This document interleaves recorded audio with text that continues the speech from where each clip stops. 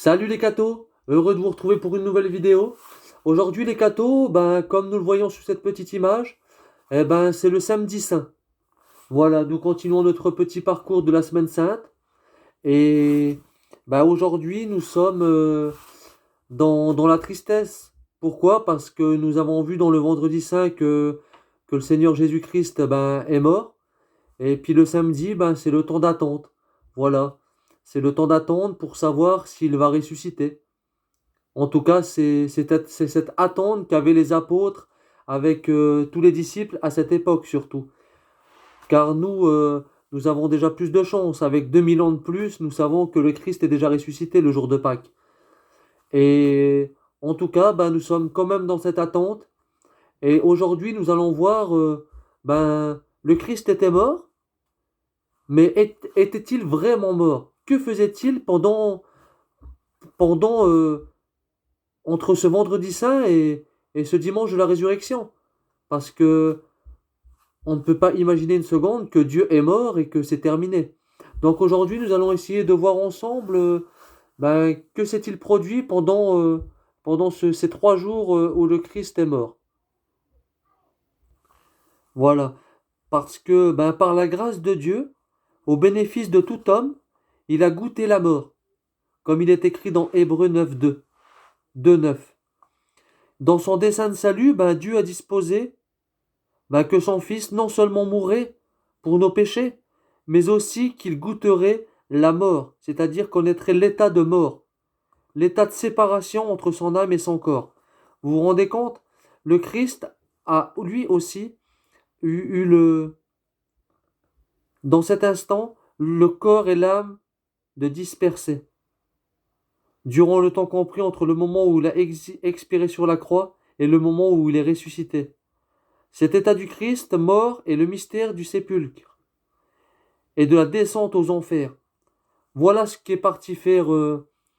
Nous avons une première aperçu de ce qui est parti faire le Christ quand il est mort. Il est descendu aux enfers. Et pourquoi?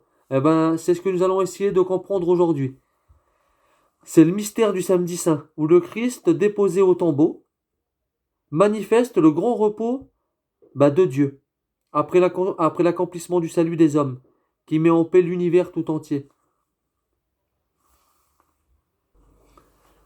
Et là, nous sommes pile poil au milieu d'un mystère énorme, car le séjour du Christ au tombeau comme il est là, constitue le lien réel entre la passion et la résurrection. Vous comprenez? Là, on est pile au milieu d'un grand mystère. Et, et Dieu, le Fils, donc Jésus, n'a pas empêché la mort de séparer l'âme du corps. Vous comprenez? Il y a réellement eu dispersion de son âme et de son corps pour avoir une mort telle que nous la connaissons, selon l'ordre nécessaire de la nature normale, quoi. Mais il les a de nouveau réunis les uns à l'autre par la résurrection. Vous comprenez?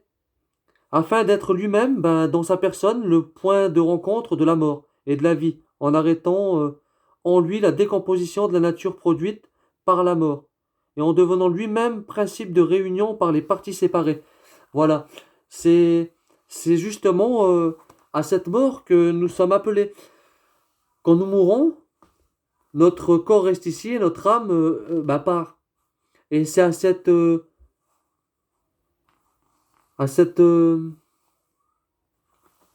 résurrection que nous sommes appelés. Voilà, c'est à cette résurrection. Pour un jour, avoir l'espérance de récupérer notre corps et l'âme réunis auprès de Dieu. Voilà, mais le corps de Jésus est resté là et son âme est partie. Mais il y a quand même un petit point à expliquer. Du fait qu'à la mort du Christ, l'âme a été séparée de la chair.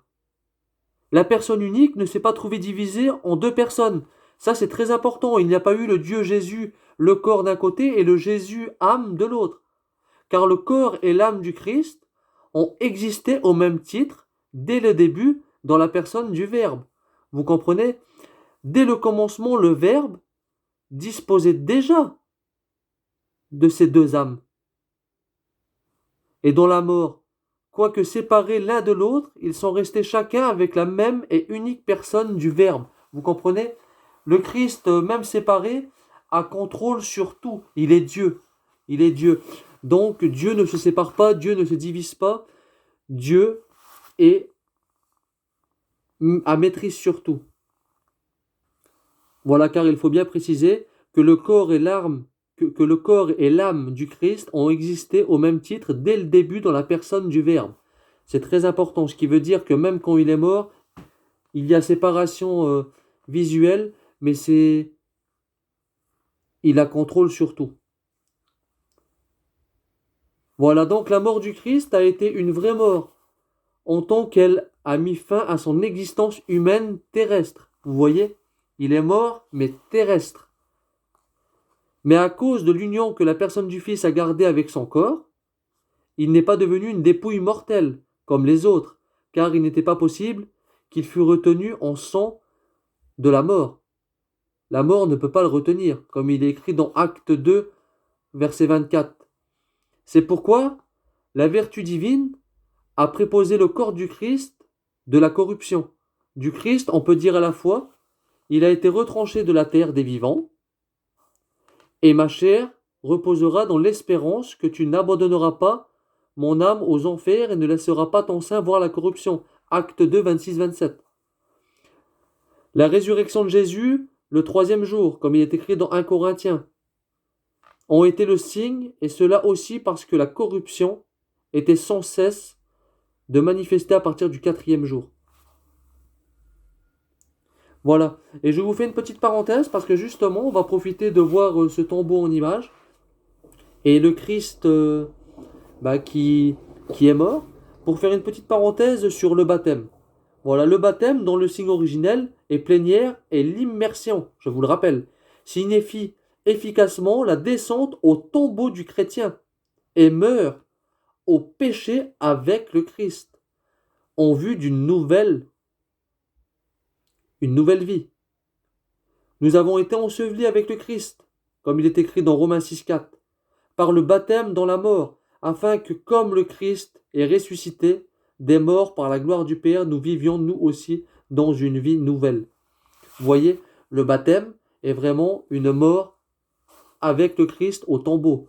L'homme ancien doit disparaître absolument au péché, le péché doit mourir pour renaître vraiment en enfant de Dieu. Voilà, je ferme ma parenthèse. Voilà. Et regardez ce qu'il est écrit dans Acte 13, 37. Pendant le séjour du Christ au tombeau, sa personne divine a continué à assumer tant son âme que son corps séparé, pourtant entre eux par la mort. C'est pourquoi le corps du Christ n'a pas connu la corruption. Voilà, encore un passage qui nous montre que les deux personnes qui étaient présentes dans le Verbe éternel, eh ben, par la divinité de Jésus, de Dieu, eh ben, il a continué pleinement à maîtriser son corps et son âme dans les deux sens. Vous voyez? Voilà. Donc Jésus est descendu aux enfers. Jésus est descendu dans les régions inférieures de la terre. Celui qui est descendu est le même que celui qui est aussi monté, comme il est écrit dans Éphésiens 4, 9, 10. Le symbole des apôtres confesse en un même article 2 fois la descente du Christ aux enfers et sa résurrection des morts le troisième jour. Parce que dans sa Pâque, c'est du fond de la mort qu'il fait jaillir la vie. Le Christ est descendu aux enfers pour justement aller délivrer, aller enfermer, aller tuer cette mort pour faire renaître le tout avec lui. Vous comprenez? Mais ça a un double sens, ce texte. Parce que dans notre vie de tous les jours, c'est pareil. En étant baptisé, eh ben, le Christ, en descendant au tombeau avec lui, détruit le péché à l'intérieur de notre cœur pour nous faire renaître en enfants de Dieu. Et c'est pourquoi nous devons nous efforcer tous les jours de continuer nous-mêmes à travailler à cette œuvre de ne plus pécher. Parce que dans une des épîtres de Paul, il est écrit que pour celui qui continue à pécher, il n'y a plus d'autre sacrifice. Vous comprenez? Le sacrifice du Christ a été fait. Et Et nous devons nous efforcer de ne pas recommencer.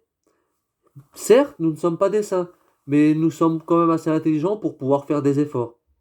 Vous comprenez? Voilà.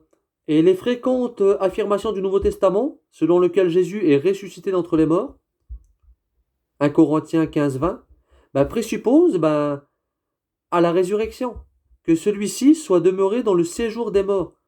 C'est le sens premier que la prédication apostolique a donné à la descente de Jésus aux enfers.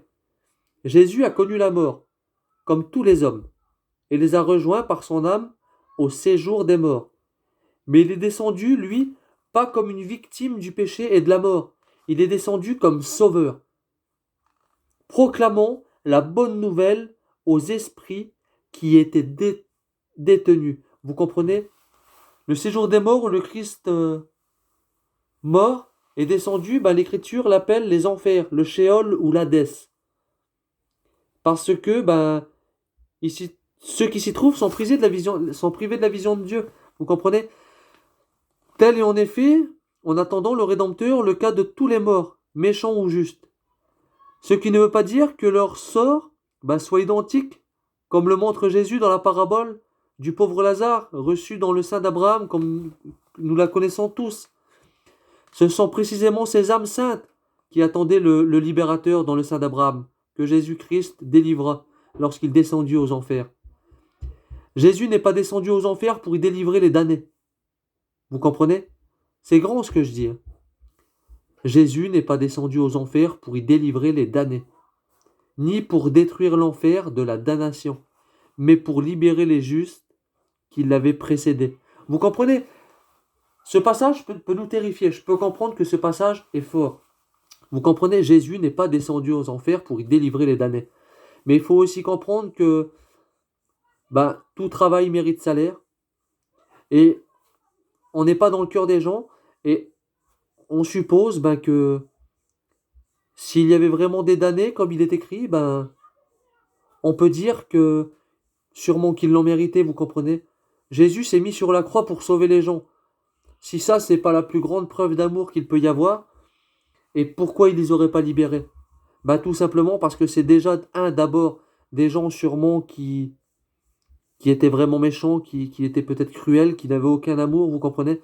Comme il nous est dit dans Noé.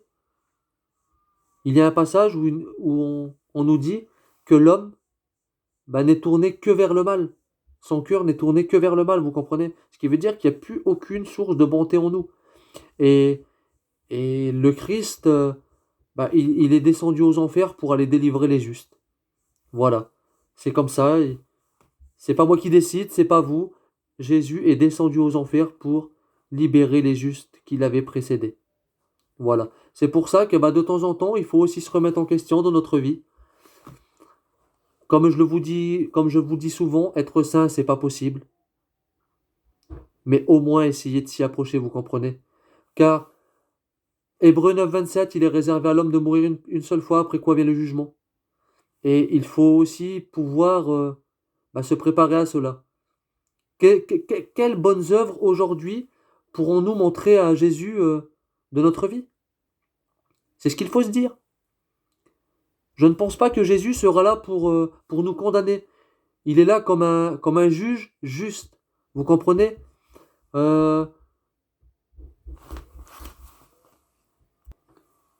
Il dira même à Sainte Faustine que celui qui fait les efforts, il est écrit que celui qui récite le chapelet auprès d'un agonisant, Jésus se tient entre l'âme et le Père pour défendre cette âme comme sa propre gloire. Vous comprenez? Donc, ce n'est pas un juge égoïste ou méchant, c'est un juge juste. On peut avoir confiance en lui.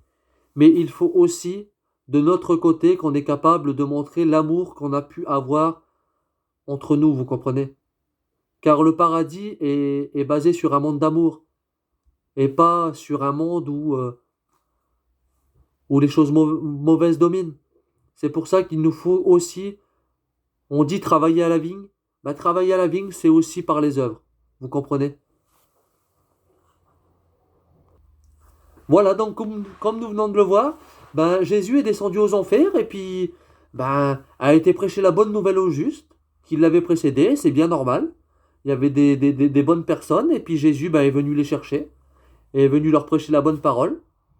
Et la bonne nouvelle a été annoncée aux morts donc. La descente aux enfers est l'accomplissement jusqu'à la plénitude. Là, on ne peut pas descendre plus loin. Là, on a atteint la plénitude de l'annonce évangélique du salut. On est d'accord. Comme on dit que le salut sera proposé à tout homme, bah là, même ceux qui n'ont pas vu le Christ, le salut leur a été proposé. Elle est la phase ultime ben, de la mission messianique de Jésus. Phase confondée dans le temps, mais immensément vaste dans sa signification réelle d'extension de l'œuvre rédemptrice à tous les hommes, de tous les temps surtout, et de tous les lieux. Car tous ceux qui sont sauvés ont été rendus partisans de la rédemption. Le Christ est donc descendu dans la profondeur de la mort, afin que les morts entendent la voix du Fils de Dieu, et que ceux qui l'auront entendu vivent, comme il est écrit dans Jean 5, 25. Et dans Actes 3, 15, nous voyons Jésus, le prince de la vie. Et nous le voyons, il descend au séjour des morts comme la vie incarnée. Vous comprenez, même la mort n'a pas d'emprise sur lui. Donc là, si on ne peut pas appeler ça la vie, ben... Et donc, il a réduit à l'impuissance la mort. Celui qui a la puissance de la mort, on sait tous c'est qui. Qui a la puissance de la mort? Qui est le maître du péché sur cette terre? C'est le diable. Vous comprenez? Il a été affranchi de tous ceux qui leur vie entière étaient tenus en esclavage par la crainte de la mort. Nous voyons ce passage dans Hébreux 2, 14, 15. Désormais, le Christ ressuscité détient la clé de la mort et de l'Hadès. Il détient la clé de la mort et de l'Hadès. Et au nom de Jésus, tout genou fléchit au ciel, sur terre et aux enfers. Vous comprenez? Ce qui veut dire qu'au ciel, tout genou fléchit, et c'est bien normal, car c'est Dieu quand même qui est le maître de tout. Sur terre, nous devons avoir l'humilité de nous agenouiller devant le Maître, devant le Sauveur, devant celui qui s'est donné à la croix, devant celui qui a lavé les pieds de ses disciples. Donc qui serions-nous pour essayer de se lever au-dessus de lui? Donc il est bien normal que notre genou fléchisse, et aux enfers, car même le diable, il n'a pas le choix, car il ne maîtrise plus rien du tout à ce moment-là. Aujourd'hui, le diable, à part essayer de nous tromper ou essayer de s'immiscer dans notre vie pour essayer de nous détourner du Christ, il n'a aucun pouvoir. C'est triste à dire, mais il n'a aucun pouvoir. Alors pourquoi je dis c'est triste à dire? Parce que lui pensait tout mener, quoi. Il pensait mener tout à la baguette. Il pensait même faire tuer le Fils de Dieu et entrer dans le cœur de Judas pour le livrer. Et il se disait sûrement que Dieu viendrait et détruirait la terre, comme il l'a fait par le passé, vous voyez. Je pense à l'arche de Noé. Mais c'est pas ce qui s'est passé. En envoyant le Fils de Dieu sur la croix, il s'est autodétruit lui-même, car le péché n'est plus maître, la mort encore bien moins. Vous voyez, le Christ est vraiment le chemin, la vérité et la vie. Voilà, donc ce samedi saint, un grand silence règne aujourd'hui sur la terre. Un grand silence et une grande solitude. Un grand silence parce que le roi dort. Oui, il est le roi des rois, le roi dort. La terre a tremblé et s'est calmée parce que Dieu s'est endormi dans la chair et qu'il est allé réveiller ceux qui dormaient depuis des siècles. Vous voyez, depuis des siècles. Ils dormaient, ces gens-là. Il va chercher Adam, notre premier père, la brebis perdue. Il veut aller visiter tous ceux qui sont assis dans les ténèbres et à l'ombre de la mort. Il va pour délivrer de leur douleur Adam dans les liens et Ève, captive avec lui. Lui qui est en même temps leur Dieu et leur fils. Vous comprenez? C'est énorme. Imaginez-vous un peu.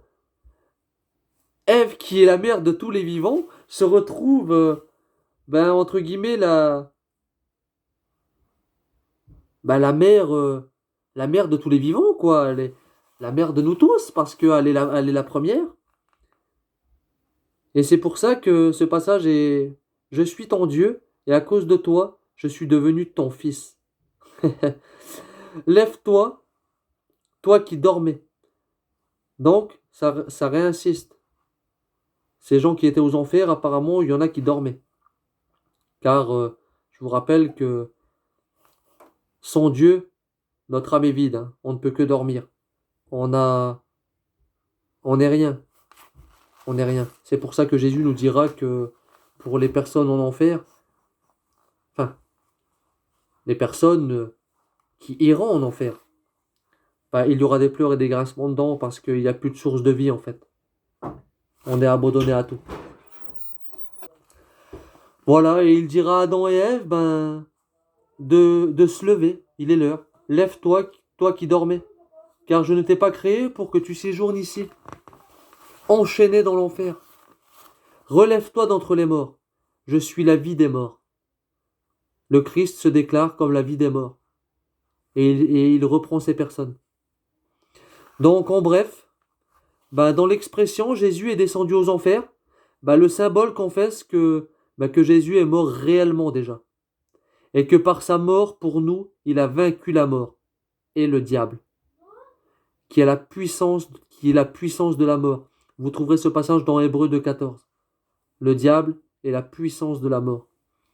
Le Christ mort dans son âme unie à sa personne divine est descendu au séjour des morts. Il a ouvert aux justes, qu'il avait précédé, les portes du ciel. Rien que ce mot me fait envie, le ciel. Vous imaginez un peu?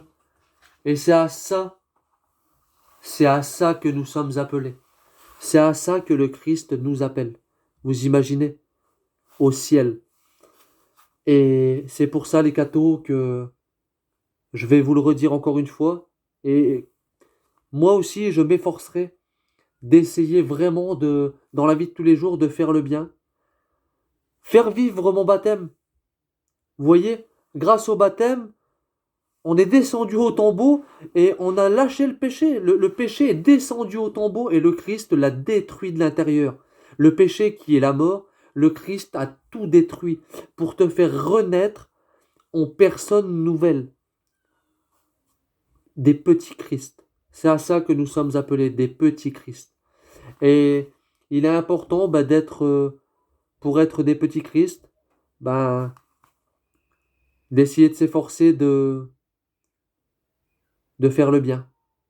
Pour pouvoir un jour, nous aussi, quand nous mourrons, que le Christ s'approche, accompagné sûrement de tous les anges, de tous les saints qui nous ont précédés, de toute notre famille, et qu'il nous dise: viens, tu n'as pas été préparé pour cette mort, tu as été préparé pour le ciel.